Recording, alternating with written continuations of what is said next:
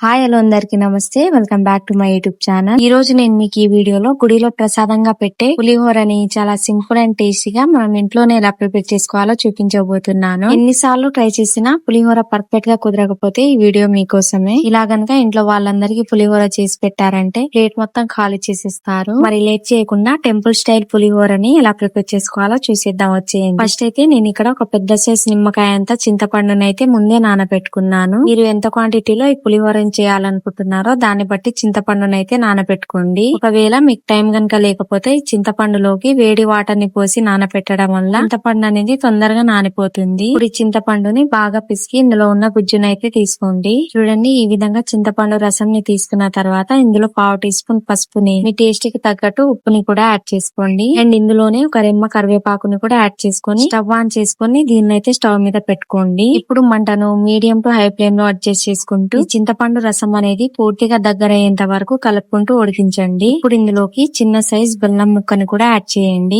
ఇలా ఈ చింతపండు రసంలోకి కొద్దిగా బెల్లం ని యాడ్ చేయడం వల్ల మనకి పులుపు అనేది బ్యాలెన్స్ అయ్యి మనం చేసే పులిహోర టేస్ట్ అనేది చాలా బాగుంటుంది. ఒకవైపు ఇది ఉడుకుతూ ఉండగానే పులిహోరలోకి మసాలానైతే ప్రిపేర్ చేసుకుందాం. ఇలా మసాలాను ప్రిపేర్ చేసి పులిహోరలోకి యాడ్ చేయడం వల్ల పులిహోర టేస్ట్ అనేది సేమ్ గుడిలో ప్రసాదంలా ఉంటుంది. ఇప్పుడు కడాయిలోకి 1/2 టీ స్పూన్ మెంతులని, 1 టేబుల్ స్పూన్ మిరియాలను అండ్ 1 టేబుల్ స్పూన్ ధనియాలను కూడా యాడ్ చేసి కొద్దిసేపు కలుపుకుంటూ వేపుకోండి. తర్వాత ఇందులోకి 1 టేబుల్ స్పూన్ ఆవాలను, 1 టేబుల్ స్పూన్ జీలకర్రను అండ్ 2-3 ఎండుమిరపకాయలని కూడా ఇందులో యాడ్ చేయండి. అండ్ లాస్ట్ లో 1 టేబుల్ స్పూన్ నువ్వులను కూడా యాడ్ చేసి కొద్దిసేపు కలుపుకుంటూ వేపుకోండి. అయితే ఈ మసాలాలను ఫ్రై చేసేటప్పుడు మంటను లో ఫ్లేమ్ లో ఉంచండి. మంటను హై ఫ్లేమ్ లో ఉంచి మసాలాలను ఫ్రై చేశారే అనుకోండి, మసాలాలన్నీ మాడిపోయి పులిహోర టేస్ట్ అనేది మొత్తం మారిపోతుంది. మిక్సీకి ఉన్న మూతను కవర్ చేసి మెత్తని పొడి లాగా మిక్సీ పట్టి తీసుకోవాలి. చూడండి, నేను ఇక్కడ మిక్సీ పట్టిన తర్వాత చూపిస్తున్నాను. ఈ విధంగా మెత్తని పొడి లాగా మిక్సీ పట్టి తీసుకోవాలి. ఇప్పుడు ఒక గిన్నెలోకి రైస్ అయితే ఈ విధంగా పొడి పొడి చేసి రెడీగా ఉంచుకోవాలి.